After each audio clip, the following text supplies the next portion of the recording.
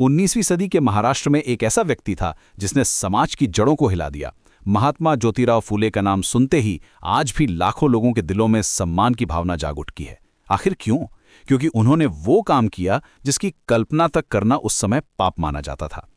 सन 1848 में जब पूरा समाज महिलाओं को घर की चारदीवारी में कैद रखने में यकीन रखता था, फुले जी ने अपनी पत्नी सावित्रीबाई को पढ़ाना शुरू किया।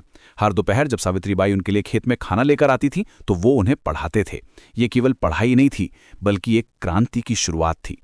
फिर उन्होंने भारत का पहला लड़कियों का स्कूल खोला, पुणे के भिड़ेवाड़ा में। लेकिन यहां रुकना उनके लिए काफी नहीं था। जब सावित्रीबाई स्कूल जाती थीं तो लोग उन पर पत्थर फेंकते, गंदगी फेंकते थे, लेकिन वो हार नहीं मानी। वो अपने साथ एक अतिरिक्त साड़ी लेकर जाती और स्कूल पहुंचकर कपड़े बदल लेती। ये था उनका जुनून, उनका संकल्प। इस तरह भारत की पहली महिला शिक्षिका का जन्म हुआ। फुले जी ने देखा कि अति शूद्र और शूद्र समुदाय के बच्चे शिक्षा से वंचित हैं। उन्होंने महार और मांग जाति के बच्चों के लिए स्कूल खोले। समाज के तथाकथित ऊंचे लोगों का विरोध झेलते हुए भी वो अपने मिशन पर डटे रहे। उनका मानना था कि शिक्षा ही वो हथियार है जो गुलामी की जंजीरों को तोड़ सकती है। उन्होंने रात के समय मजदूरों के लिए भी स्कूल खोले ताकि दिन में काम करने वाले लोग भी पढ़ सकें। सामाजिक दबाव इतना बढ़ा कि सन 1849 में उन्हें अपना पैतृक घर छोड़ना पड़ा। लेकिन उनके बचपन के दोस्त उस्मान शेख ने उन्हें अपने घर में जगह दी। उस्मान की बहन फातिमा शेख भी इस शिक्षा मिशन में शामिल हो गईं और भारत की पहली मुस्लिम महिला शिक्षिका बनी। ये धर्म और जाति से ऊपर उठकर काम करने का अनूठा उदाहरण था। विधवाओं की दुर्दशा देखकर उनका दिल दुखता था। जबरन सिर मुंडवाना, सफ़ेद कपड़े पहनना, खुशी से दूर रहना, ये सब देखकर उन्होंने नाइयों को संगठित किया ताकि वो ब्राह्मण विधवाओं का सिर न मुंडवाएं। उन्होंने विधवा पुनर्विवाह को बढ़ावा दिया और धोखा खाई विधवाओं के लिए गुप्त प्रसव की व्यवस्था की।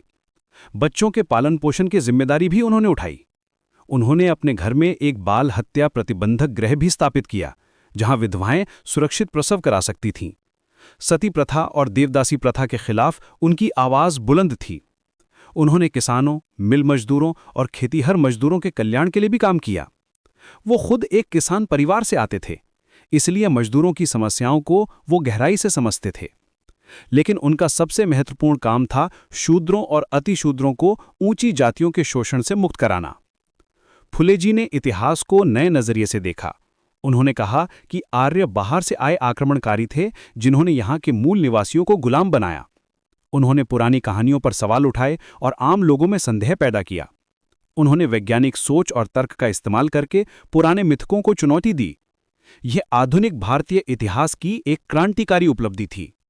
सन 1873 में उन्होंने गुलामगिरी नामक पुस्तक लिखी।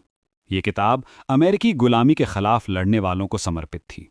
इस पुस्तक ने नए एक ऐतिहासिक शोध की शुरुआत की और भारत में जाति व्यवस्था पर सवाल खड़े किए। उन्होंने अमेरिकी गुलामी और भारतीय जाति व्यवस्था के बीच समानताएं दिखाईं। इसी साल उन्होंने सत्यशोधक समाज की स्थापना की।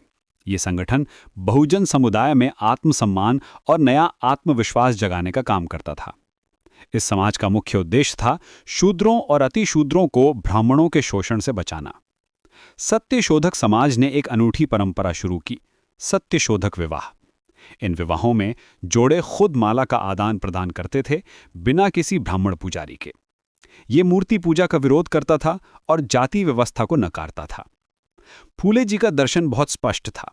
वो कहते थे कि सभी जीवों में इंसान सबसे श्रेष्ठ है और सभी इंसानों में औरत सबसे श्रेष्ठ है। उनका मानना था कि जन्म से ही दोनों लिंगों को बराबर अधिकार और स्वतंत्रता मिलनी चाहिए। उन्होंने कहा था कि बिना महिलाओं की शिक्षा के समाज की प्रगति असंभव है। सन 1888 में बंबई में एक विशेष कार्यक्रम में उन्हें पहली बार महात्मा की उपाधि दी गई थी। यह सम्मान उनके जीवन काल में ही मिला था, जो उनके काम की महानता को दर्शाता है। उनकी गुलामगिरी आज भी प्रासंगिक है। ये किताब समाज में नई चेतना जगाती है और पुनर्निर्माण के विचारों को शक्ति देती है। फूले जी ने जो बीज बोया था वो आज भी फल दे रहा है। महात्मा फूले का योगदान सिर्फ महाराष्ट्र तक सीमित नहीं था। उन्होंने पूरे भारत के सामाजिक सुधार आंदोलन की नींव रखी। उनके विचारों ने कई अन्य समाज सुधारकों को प्रेरित किया।